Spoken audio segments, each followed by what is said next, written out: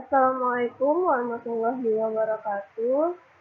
Selamat pagi dan salam sejahtera bagi kita semua.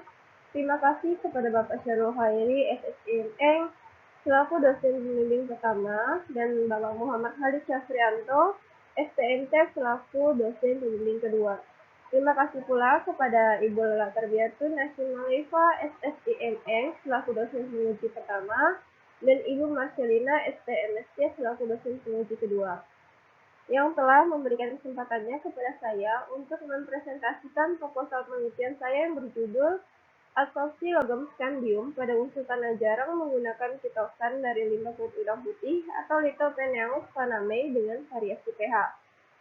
Sebelum lanjut, izinkan saya memperkenalkan diri. Nama saya Anissa Laila Kodri, NIM D11211710003. Baiklah, yang pertama latar belakang dari penelitian saya yaitu Indonesia merupakan salah satu negara berkembang. Seperti banyak negara berkembang lainnya, sektor industri menjadi prioritas oleh pemerintahan. Akibatnya, pabrik-pabrik yang telah berdiri tak jarang memberikan dampak negatif bagi lingkungan, yakni menghasilkan limbah yang merupakan polutan di perairan yang berbahaya bagi kehidupan. Dalam limbah biasanya dijumpai lebih dari satu macam logam. Misalnya, limbah industri alumina menghasilkan limbah yang mengandung unsur tanah jarang atau UTJ. Unsur tanah jarang merupakan komponen penting yang dapat digunakan untuk energi terbarukan, teknologi, katalis, dan metalurgi. Umumnya, unsur tanah jarang yang terdapat dalam limbah hasil produksi alumina disebut dengan lumpur merah atau red mud. Red mud dikategorikan sebagai limbah B3 karena memiliki pH yang tinggi dan dapat menimbulkan dampak yang merugikan terhadap lingkungan. Salah satu unsur yang terdapat dalam unsur tanah jarang adalah skandium. Berdasarkan penelitian Damayanti pada tahun 2016, konsentrasi skandium dalam red mud sebesar 46,08 ppm. Fungsi skandium menurut penelitian Rosen tahun 2015 dapat digunakan sebagai paduan aluminium skandium di mana menghasilkan sifat yang lebih unggul seperti ringan, kekuatan tinggi, ketahanan termal yang baik, dan daya tahan lama. Menurut Dewey Feistey dan teman pada tahun 2016, kegunaan lain skandium adalah sebagai solid oxide fuel cell, di mana dapat menyebabkan reaksi terjadi pada suhu yang lebih rendah.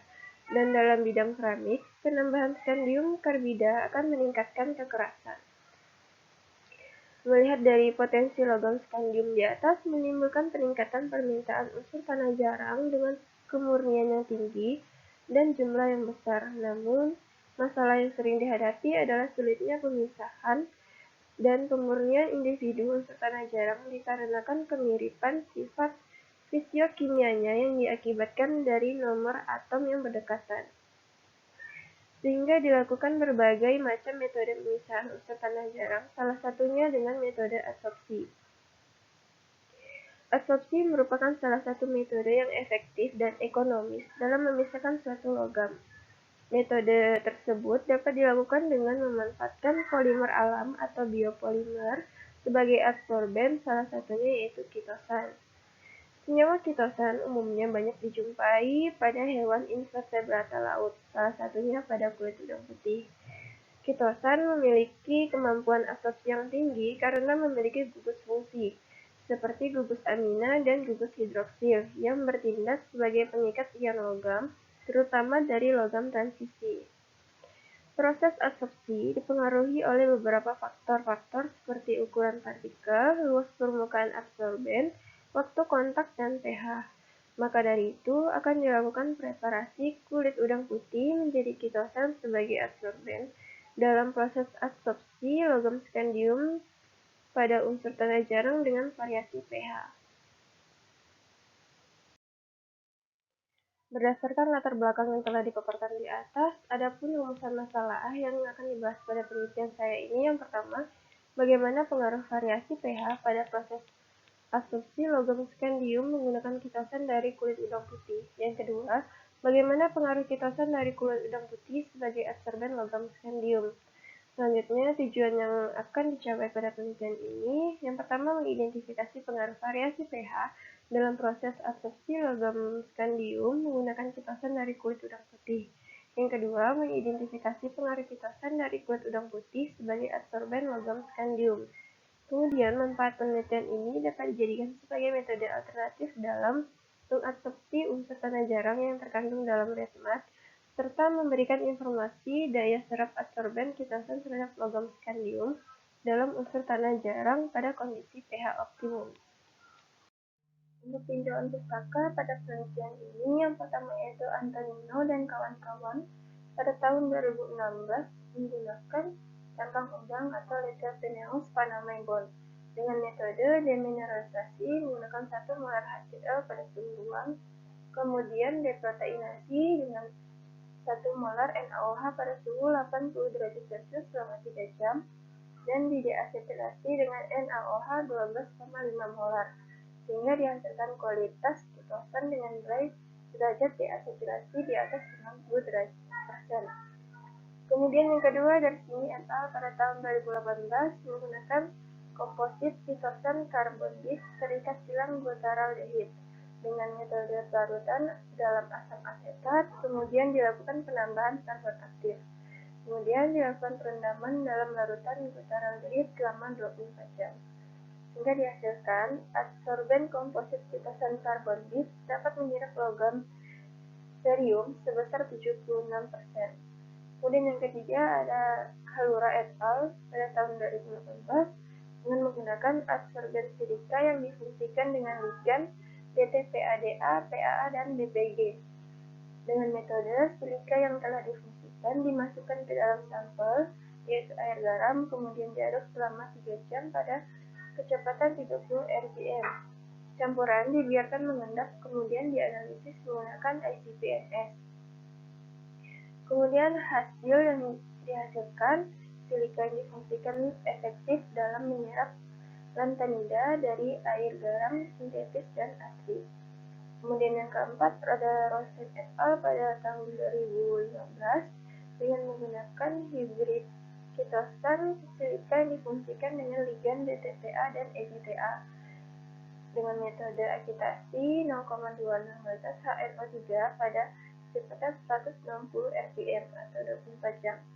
Azoxybate 1 molar HCl pada kecepatan 300 rpm selama 4 jam.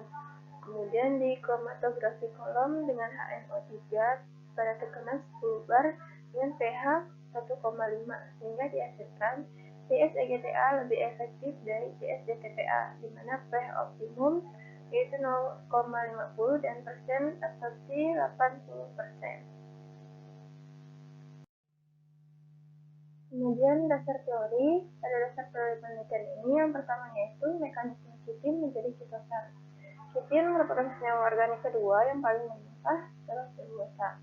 Untuk menghasilkan kitosan, kitin perlu diproses dengan cara dideasetilasi. Tujuan proses deasetilasi yaitu untuk menghilangkan gugus asetil menjadi gugus amina. Dapat dilihat pada reaksi, kitin ditandai dengan adanya gugus asetil atau CH3CO. Kemudian, senyawa kitin ditambahkan dengan larutan NaOH, di mana NaOH akan terionisasi menjadi Na+ dan OH-. Pada saat interaksi kitin dengan NaOH, OH- menyerang ikatan rangkap 2 pada gugus asetil. Hal ini disebabkan karena perbedaan muatan parsial di mana asetil cenderung positif, sedangkan OH- cenderung bermuatan negatif, sehingga terjadi pemutusan ikatan rangkap pada atom O.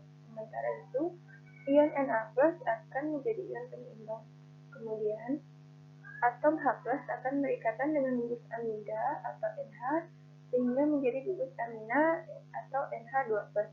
Untuk menyeimbangkan gugus amina atau NH2+, gugus asetil akan terlepas dan menjadi produk samping yaitu CH3COONA, sehingga terbentuklah senyawa kitosan yang ditandai dengan adanya gugus amina atau NH2+ dan gugus hidroksil atau OH-.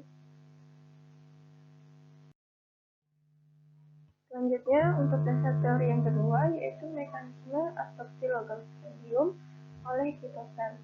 Logam skandium merupakan logam transisi yang ditandai dengan orbital 3+. Pada saat penambahan kitosan akan membentuk suatu reaksi kompleks. Kitosan dapat mengikat logam skandium karena memiliki gugus aktif, yaitu atom N dari gugus amina atau NH2 dan atom O dari gugus hidroksil atau OH. Kedua atom tersebut mempunyai elektron bebas yang dapat mengikat proton atau ion logam membentuk satu kompleks. Interaksi pasangan elektron bebas pada atom O lebih kuat daripada interaksi pasangan elektron bebas pada atom N, sehingga atom N cenderung mudah menyumbangkan pasangan elektron bebas daripada atom O. Pada saat kondisi asam atau pH rendah, gugus amina akan terprotonasi menjadi NH3+.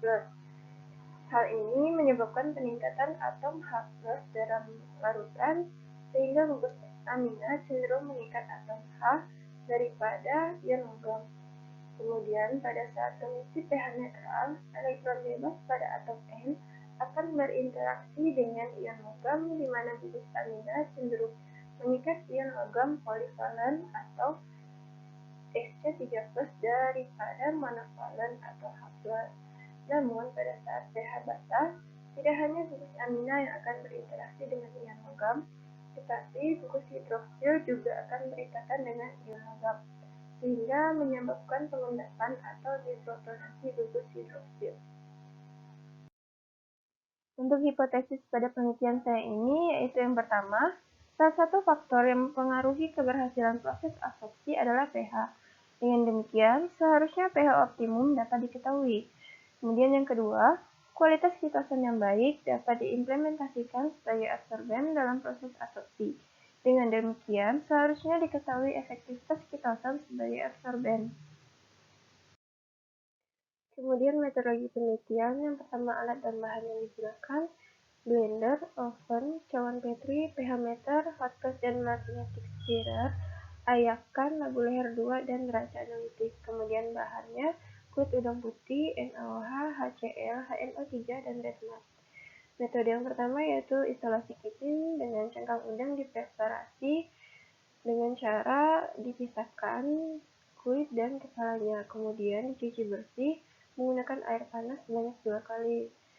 Selanjutnya dikeringkan. Kemudian dihaluskan menggunakan blender dan diayak dengan ukuran 63 mikrometer sehingga dihasilkan serbuk cangkang udang. Selanjutnya, serbuk cangkang udang didemineralisasi dengan menambahkan larutan HCl 1 molar S dengan perbandingan 1:10 berat per volume. Kemudian dipanaskan pada suhu 80 derajat Celcius selama 3 jam. Selanjutnya didinginkan pada suhu kamar dan disaring endapan yang diperoleh dan dicuci dengan aqueous. Kemudian dikeringkan dalam oven pada suhu 110 derajat Celcius, sehingga didapatlah serbuk cangkang udang bebas mineral. Kemudian, serbuk cangkang udang bebas mineral dideproteinasi dengan menambahkan larutan NaOH 1 molar dengan perbandingan 1:10 berat per volume. Kemudian dipanaskan selama 3 jam pada suhu 80 derajat Celcius dan didinginkan pada suhu kamar. Kemudian disaring endapan yang diperoleh dan dicuci dengan aqueous. Terakhir dikeringkan dalam oven pada suhu 110 derajat, sehingga dihasilkan kitin. Kemudian yang kedua, konversi kitin menjadi kitosan dengan cara dideasetilasi dengan menambahkan larutan NaOH 47%, kemudian dipanaskan pada suhu 80 derajat Celcius. Kemudian diaduk menggunakan magnetic stirrer selama 3 jam dan didinginkan pada suhu kamar. Disaring endapan yang diperoleh, kemudian dicuci dengan aqueous. Kemudian dikeringkan dalam oven pada suhu 110 derajat Celcius. Setelah di oven, didinginkan pada suhu kamar, kemudian ditimbang berat akhirnya, sehingga dihasilkan kitosan. Kitosan yang dihasilkan dianalisis menggunakan metode titrasi dan instrumen SPI.